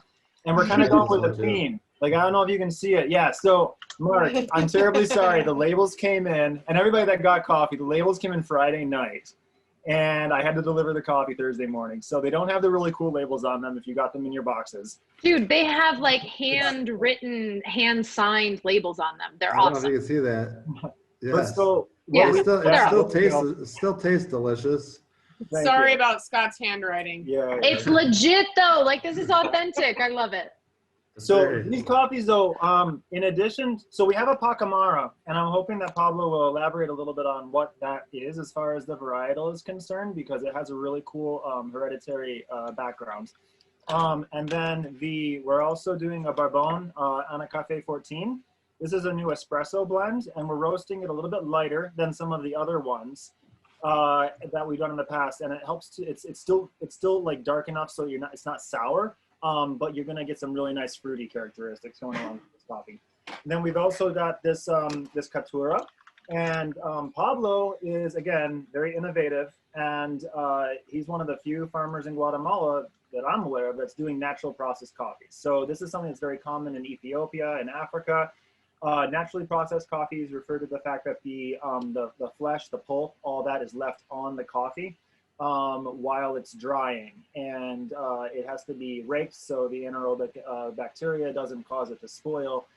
There's a whole processing method. It's quite elaborate, and you can either completely destroy your harvest, or you can come up with an awesome coffee. And this is an awesome. So we're very excited about it. It's got nice fruity characteristics. It's just wonderful. And then wait, what is that one called one more time? That last one? This is a Caturra. A Caturra. Okay. Yep. Okay. Caturra. It's a varietal of coffee. So we named them after the varietal of coffee, except for this one. This one is called the Gavia Immer. And if you know Latin and you're an ornithologist, you know that that's the common loon. So the reason we called it that is, and this is a Bourbon Typica blend. Those are the two varietals that go into it. But if you, what we're doing that's also kind of cool is we're partnering with the Adirondack Loon Center. The reason we're filming this from our kitchen is because the roastery itself is on the edge of the Adirondacks, and we don't have cell reception like half the time. So we're here tonight, and because we've tried talking at times and it doesn't go through. But this one here tonight is it's a new coffee, and it's 5% of the proceeds from this coffee are going to support the Adirondack Loon Center and the work that it does with the loon, which I think is kind of neat. And then these three coffees, this is a much larger lot, and then these three are really micro lots. And they are going to the Petén Birders Association, which is a Guatemalan association of birders that works to educate and also preserve the Mayan biosphere. So we're very excited about this partnership as well. Anyway, enough about my product. That's what we're doing. That's Pawlow's coffee. So again, he'll share in a second about growing it, which, you know, roasters can only work. We can only make good coffee with good green bean. You know, like you can only make good food with good products, right? So yes. So the only thing I can do is really batch a batch. I can't make it any better than the bean itself. So we have great coffee. We're very thankful for it. This is a pour over set. This is a Hario scale. I like this scale in particular because it has two different settings on it. It has an on-off and a timer. Yeah, timer over here. So we can put it on. This, sorry, it has a scale and a timer. I've already ground the beans because I kind of want to make it go a little faster. Sure. We turn it on, and it zeroes out. We've got the coffee in there. Now, I did a little bit of math because I just have this like one formula that I always use. But if you're interested in doing your home brewing, I really enjoy the V6002, V6001, which are also both Hario products, and those are just the pour over drippers. If you're like serving coffee for yourself, and you don't need to use like the single pod machines, you can do this really easily, and it's going to be a way better cup of coffee. For 11 ounces of ground coffee, you'll want to use 195 milliliters of water. If you're serving for two drinkers, you want to have like smaller 8-ounce cups, basically. I know I'm mixing metric and US, but for 8-ounce cups, you're looking at about 22 grams of coffee and 380 milliliters of water. Finally, if you like bigger cups of coffee, 33 grams. So it's about like increments of 11, and then 580 milliliters of water. And can we get this measurement later, just in case? Because I feel the panic of some people who are like, wait, I didn't have a pencil. I'll send it out in the chat. Yeah. Perfect, perfect. Thank you. Now, the other thing, a lot of people like to bring their coffee to a boil. And, you know, like a lot of it's personal preference. The hotter the water you're going to use, though, the more bitter tannins you're going to extract from the coffee when you actually go to brew it. So I prefer to brew my coffee at about between 180 and 190 degrees. Okay. So, which for those of you who know anything about like chef or looking at a pot of water, when you see those little bubbles come to the surface, a simmer is 180 degrees. So not a rolling boil with violent bubbles. That's 212, and that's a 32-degree difference. That's massive. Think about the difference between 64 degrees and 32 degrees Fahrenheit outside, right? So I'm with you on this, Scott. That's all I'm saying. Yeah, no, thank you, Sarah. That's a very good illustration. So I just have my gooseneck kettle, as you can see. That's a gooseneck kettle. Way easier than trying to use like one of those tea kettles, you know. So then we'll go. Vanessa's doing the camera deal. It's a laptop, so bear Laptop, with me. yeah. Nice job, Vanessa. You're doing great. Amazing. This is important actually because, so I roast, okay, I'm sorry. I used one of my slightly older copies for this demonstration, but it's still bubbling a little bit. This right here, this is called the bloom stage, all right? And you, like if it's really fresh coffee, really, really fresh, this is gonna be just bubbling like crazy, gonna be like a volcano going off inside your brewer. So we let that bloom for a little while. Ideally, you probably wanna put in about 45 grams for the bloom to take place. And then from there, we're just going nice and slow. Overall, the entire pour should take about 3 minutes. And again, like obviously depends on the how many cups of coffee you're making. That's more for like a 22 grams of coffee, so like a two-person 8-ounce deal, or like a larger one, the 33. You know, you might want to go 3.5 minutes with that one, just so that the coffee extracts properly. Because as with anything, we're dealing with temperature, we're dealing with ratios, we're dealing with time. Time, yes, that's a huge factor. Yep. Yeah. So, And you go around in a circle, I'm Go assuming, back. just to spread out the water. I do go around in circles to spread out the water, yeah. I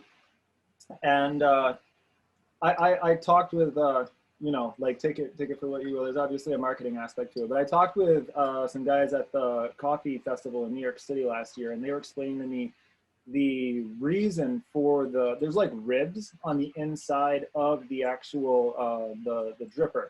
And they were telling me that also helps to slow down the flow of water and the extraction. Right. So, I mean, I guess the big question is, because I can feel a lot of people right now going, well, I just push go on my coffee machine, or maybe even my Keurig. And I know, sacrilege. But can we, I know, I'm with you. I'm a French press girl myself. So just because I don't have the patience for this thing. But why does it matter? Tell me why it matters. What makes the difference? Right. So again, there's a couple different things. Like, and one of the, you're looking for the proper oxidization going in as well. So you want to like oxygenate it, and that can happen with the bubbles that you're causing to occur when you're pouring in it. Now, like if you've noticed with coffee machines, oftentimes you'll have the water spout come in, and there are newer high-tech ones that are designed to avoid this problem. But the water goes in, right? And then the grounds, they just build up around the side. So you have this like hollowed out thing in the middle where the coffee went through, and it's not even proper. I'm gonna just gonna say, you know. Oh wait, hold on, Chad. Can we mute Ed? Oh, hang on. You're You're all right. good. No worries, Ed. It's okay. There you go. Okay, back to Scott. Sorry, continue that. So some machines, or we're talking about the buildup along the outside of the coffee filter, which we see a lot of. So you're not getting good extraction. You know, you're looking for optimal extraction. And then grind size is also super important. You know, I didn't talk about that. But I, like for a pour over at home, you don't really have to have a super high-end grinder like you do if you're gonna if you're gonna make a good shot of espresso. I mean, if you do have a nice home setup espresso, then yeah, it's totally worth investing in a good espresso grinder. But like I just have a $60 Capresso, but it is a burr grinder, and that's really important too, because what you don't want is the twirly blades, because they're going to be, you know, you're going to have big chunks of coffee as well as dust. And again, you're dealing with surface area and over extraction, right? Exactly. Yes, it's all about how much water is coming in contact with the coffee grinds. When you have evenly ground coffee, you get good, you know, liquid coffee. Yes. But yeah, so that's the idea. And that's that. Oh, and another thing, I will send out those measurements that I mentioned in the chat. That's the total amount of water. So what I mean by that is obviously there's water mass weight that's being stuck in my filter right now. Okay, so that's including that in the total amount. It's not what just comes out to make the coffee. Got it. So and a really easy rule of thumb overall is between 16 grams of coffee to 1 gram of coffee to 16 milliliters of water to 18 milliliters of water. That's kind of considered standard. And then you know, coffee's meant to be enjoyed. So at the end of the day, what you really enjoy yourself. But those are kind I love this. I learned things I didn't understand fully about like oxygenation and like the slow pour. Like I thought we were just doing that in barista shops just because, I don't know, bougie, basic. You want to be fancy, huh? They're fancy. I don't really, you know, like I love good coffee, but I didn't understand that part. But that makes total sense to see the bubbles come up to add the oxygen back down in and increase the flavor absorption and just extraction. Makes total sense now. So thank you very much. Thank you. Yeah. So where can folks buy your coffee before we swap over to Pawliw, the farmer, who is our last speaker for tonight before Mark gets a chance to say goodbye to everyone? Yeah. So just where can we buy your coffee online? Can we find you at the market? What do we do? You can totally buy our coffee online, and we have our full listing of coffees at our website, which is tughillartisanroasters.com, just the full name. You can log on there and check us all out. And then in the Syracuse area, we're partnering with Arctic Islands, which is down in the valley this spring, fall and winter. And we're looking forward to helping them relaunch their cafe. So we're going to be highlighting a lot of our coffees through their cafe. You're probably more familiar with the ice cream that they serve. Up here in northern New York, we're in a whole bunch of different locations. And then let's see, we're in Green Planet, a couple other places. Abbott's farm in Liverpool, right? Baldwinsville. Sorry, Baldwinsville. There you go. Beautiful. All right. Well, thank you so much, Scott and Vanessa. We really appreciate Scott and Vanessa, if you want, you can come meet me down at the farmers market. We can go meet them down there too. So there you go. Boom. Yeah. Get a personal introduction. That's the big thing. We're there every Saturday, so please do drop by, and we love. There is a link in chat to Tug Hill. Yeah, and thanks, Chad. thank you, Chad. And we're about to swap over. Pawliw, tell us about the growing of this coffee, because now I'm intrigued. I'm in. Let's go. Yeah. All right. Thank you very much. So I want to take this Pawliw. time to thank Scott and Vanessa for supporting us and purchasing our coffees. So I'm gonna start with picture 1. Beautiful. Got it. All right. So I'm gonna talk about how I process the Pacamara, which is the one Scott talked about, and I think it's the one you all are tasting tonight.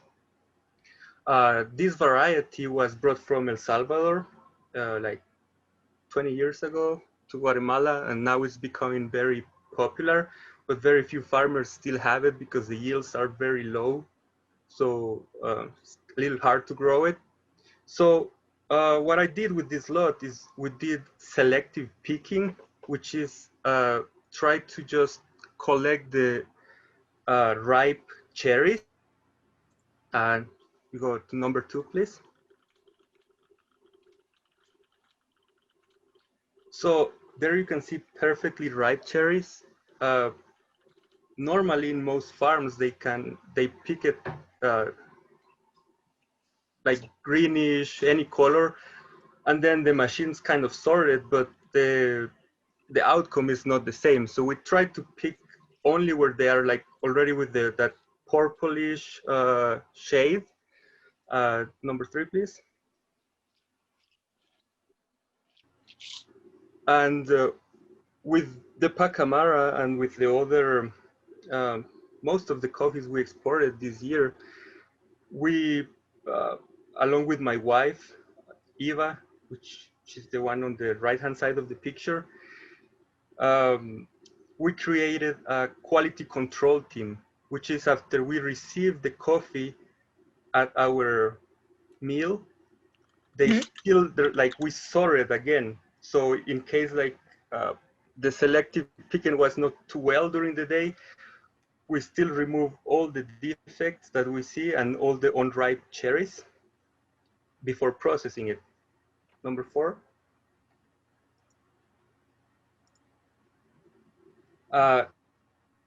Here you can see the result.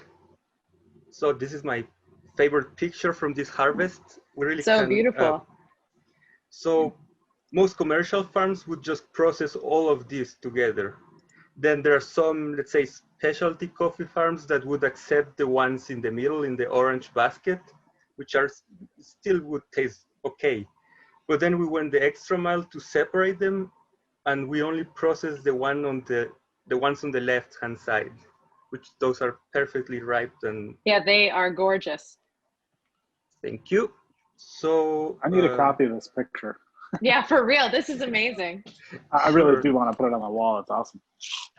Thank you. Yeah, I'll send it. All right, so after we sort them, then we process them. Can you show the next picture, please?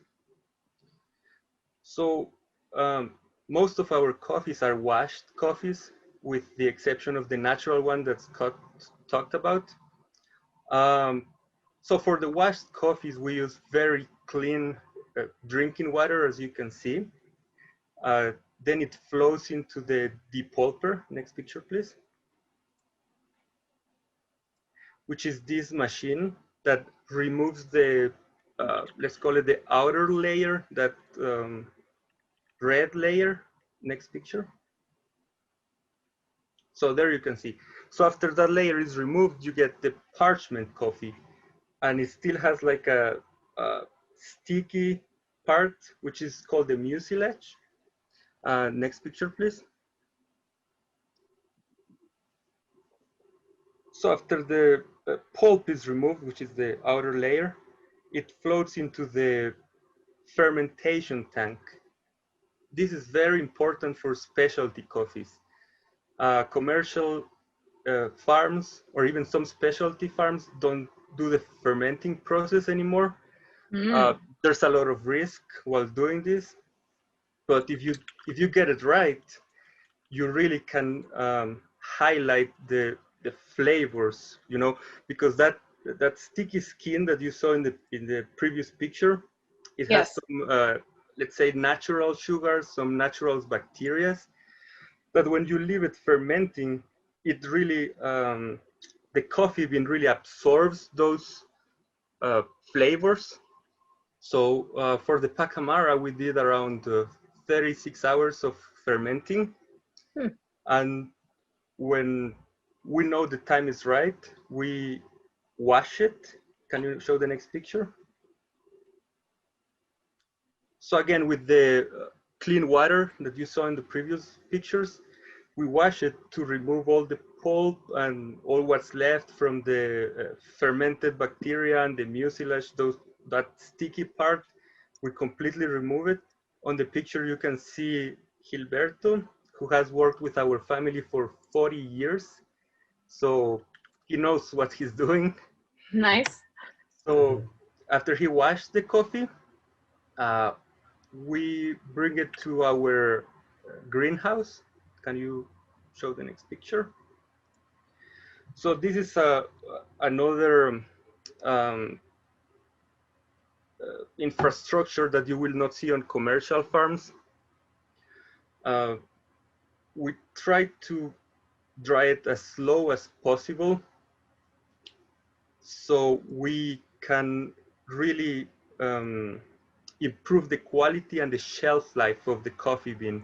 Because when you dry it too fast and the temperatures get too high, you damage the bean, so the quality goes a little lower, and also the coffee doesn't last too long.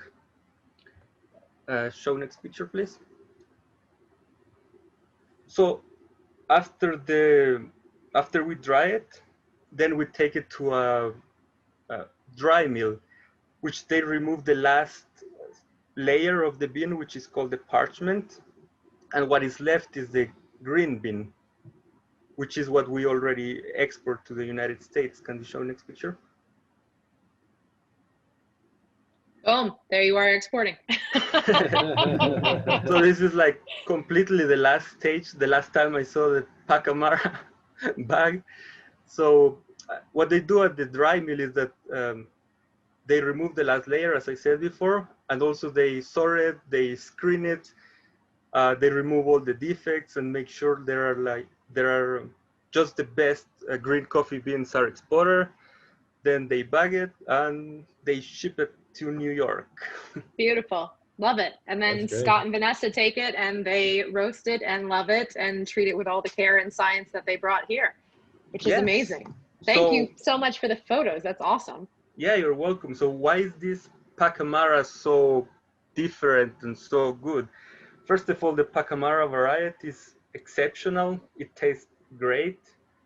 I advise you, if you are used to drink it with milk or with sugar, try first to take a sip or a couple of sips without sugar or anything, and just like try to get that flavor, because it has a lot of flavors, that coffee. So yeah, because of the variety, because of the selective picking, the clean water, the long fermentation process, and the slow drying. Those are some of the points that why this coffee it tastes different. Beautiful. No, thank you.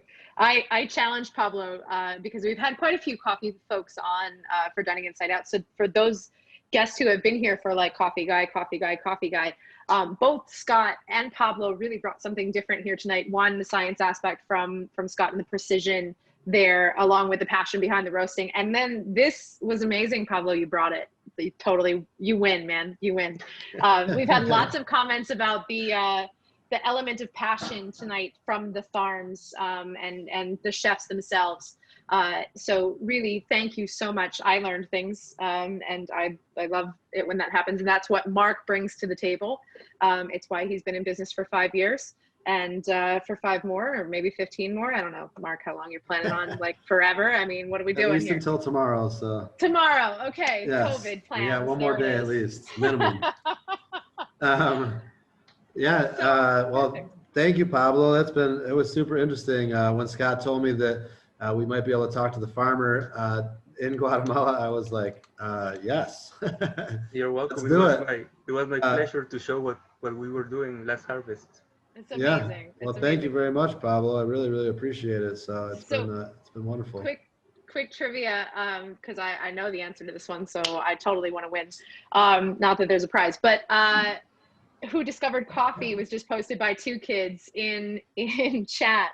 And the origin of coffee is actually that a farmer happened upon goats that were eating coffee beans raw, coffee cherries raw off the plant, and kind of just like going nuts. I read about this in History of the World in 6 glasses. Awesome book. Definitely recommend it. Anyway, so yeah, they saw goats going nuts, and people were like, oh, well, maybe we could go nuts too. And we discovered a way to do that. And coffee, chefs, if that's the one thing that unites us all, that coffee thing is that one thing. Yeah. Absolutely. Well, all right. Thank you, Pawliw. Thank you, Scott, Vanessa. It's been a pleasure. Thank you. Yeah. So Sarah, everyone that's involved here, I really wanted to say thank you so very much, everyone, for coming along tonight. 5 years is definitely a milestone, and I'm very appreciative that everyone that's here tonight and the fact that Dining Inside Out could make the anniversary celebration happen. You know, I would have loved to have seen all of you in person, but since we can't get everyone there, this is a great idea. So I'm really excited that we jumped in on the idea to be a part of this. So, and Margaret McCormick, yes, the coffee is available at the regional market. So yes, which is amazing. I see Vanessa most every other week. There's another person that works with Vanessa and Scott. I don't know her name, but I talk to her all the time. So, but she's great. You know, Barry is not down at the farmers market, but if you wanted to, you could get some of the goat cheese from 2 kids here at Eden. We have the Eden Fresh Network, which we put that up earlier, but here we go, the New York State Farmers Box. Rich and I started this back in March, I think March 24th, somewhere around there. Yeah, it was right around the time we started Dining Inside Out. It was like right at the same time. We're like, all right, well, we're going to do crazy stuff. Let's do it. But yeah, Rich and I sat down, talked about some ideas, and this is what we came up with, and it's been going ever since, and we are excited to keep doing it. You know, lots of great vegetables and meats and cheeses. 3 of Barry's cheeses are on the menu there. So, you know, I want to thank Alex. I don't know if he's still on the Zoom here, but Alex and Lauren from Mano, Mike and Damien from the Fish Friar, Luke and Adam from Pure Market and Eatery, Scott and Vanessa and Pablo with Tug Hill. We got Barry and Amy and the two kids from Two Kids Go Farm. Eli had to check out here, but he was great with the knife skills matter. Sarah with Dining Inside Out. Rich sitting next to me here with Eden. It's been wonderful from everybody. If you have any questions. Shout out to Madeline Minicozy, just throwing that out there, who makes so many things happen. Dining Inside Out would not happen without Madeline. Just saying. And to all of you, I know my mom and dad are out there, and my girlfriend and her family are out there as well. So thank you all for joining us. And all the families from all over the country. I know we have some people out in California. I think Omaha, Nebraska. Where else, Sarah? Wisconsin, Alabama. We got downstate in New York. We're everywhere right now. We're basically everywhere. It's pretty cool that this got to happen. I mean, we're even in Guatemala right now. So. Bye, Margaret. Global. Yeah, global, right? We're global. This has been yes. So Luke said that, okay? Yes, I know. It's his favorite every day. Every day. We're going global, Sarah. I'm stressed just with the country, okay? But yeah, I think this went really well, and I'm really grateful for everyone that enjoyed it, and we really appreciate everyone that's been here. So I just want to throw out a plug because I would like to convince Mark to do another one in like January. Because I think that it would be a really great time and a really pertinent time for us living in Central New York to have something else to look forward to. So if you all just would help me put the pressure on Mark to go through all of this again, because it is a lot of stress. It's a different kind of stress, which makes it even more difficult. And thank you to Rich for running over to Fish Friar and helping with the camera and doing all the crazy nonsense. It's a lot to put everything together. And to organize and also take care of your guests. And I commend you, Mark, because you've been doing it for 5 years and helping people like Barry and Scott exist, in this time. But even before that, and helping chefs to be able to create better food because of their farmer connections and because of your connections. And you give that away, and that's not monetized. That's just your care. And I think that's amazing. And I want to commend you for that and hope that you continue to do that. So people are in for January already in the chat. I'm just throwing that out there. It's a great idea. You're welcome. You're welcome. It'll be easier the second time, Mark, I promise. Well, Barry from Two Kids said he'd be in for January. Listen, I want Barry in February, though, because baby goats. Yeah, whenever the baby goats are in, that's when we're going to do it. That's what I'm doing. Totally. But yeah, I mean, there's so many great people that couldn't be here today, but so many farms that I've met throughout the years. With what Rich and I are doing here at Eden, we're working with 35 to 40 farms right now, as well as local purveyors. So I mean, there's so many different people. So Barry from Two Kids said he could do both January and February. So awesome. Of course he can. Sleep when I'm dead. I'm waiting for Amy to chime in here. So that's a hard no to January. Take the February one, Amy. Yeah, but and all these different people from all over the place. I see my mom and dad on there looking at me, smiling. Well, they look like they're smiling. They're smiling. Yeah, so they got full bellies. Now is the time for smiling. Yeah, I know that everybody enjoyed the food. I can't wait to enjoy it here in a little bit. If we had turned on the fires today, you would not be able to hear any of us because the hoods are a little bit loud if we stand over there. So, so I get to eat in a little bit. But I know that all of you enjoyed it. I can see everyone's smiling faces on there, and a few of you. We're gonna get you some napkins. No, I'm just kidding. No, it's all good. All good. Yes. So thank you, everyone. Yes, we are going to leave the tables open, including the main dining room. As people kind of filter into other rooms, we're going to leave the chat open. So this is the time when my face does all sorts of weird twitchy things because of all the sound that comes in. But we open this up for anybody else to talk. So if you have a moment or you want to say something, this is your moment. You can ask to unmute and we will unmute you. And hopefully there's not a dog barking in the background. That's all I'm saying. But we will leave the rooms open until everybody wants to go. So you have until midnight or well after. Thank you for hopping in on this. I know it's a new concept. I know it's very anxiety ridden to like purchase a ticket online and not get food, you know, within a few minutes or hours like Grubhub. It's days later or even weeks later, and it's an event, and it happens because of all the people that show up here. So thank you for coming and participating and helping all of the people who helped so many people. Yes. So we're going to open up the floor for anybody who has questions for Mark or the chefs, the coffee roaster. If there are questions that don't get answered, we'll make sure we get them back to those folks. And we've got your emails, so I'll make sure you get your answers. I want to know what Emily Young is laughing at. I see them smiling so much. I can't hear anything they're saying, but they look like they're having a good time. Emily Young's connected with to her mom and then her brother, I think, in Omaha, right? Yep, that's right. And I'm sorry, my husband has the Bills game on mute, and they just need a touchdown, so that's what that was about. That's so awesome! Hey, touchdown! That's my dad. That's amazing. That's amazing. Great. I mean, that's the beauty of virtual dining, is that we're like, okay, so we're all here, but like the bills are still happening.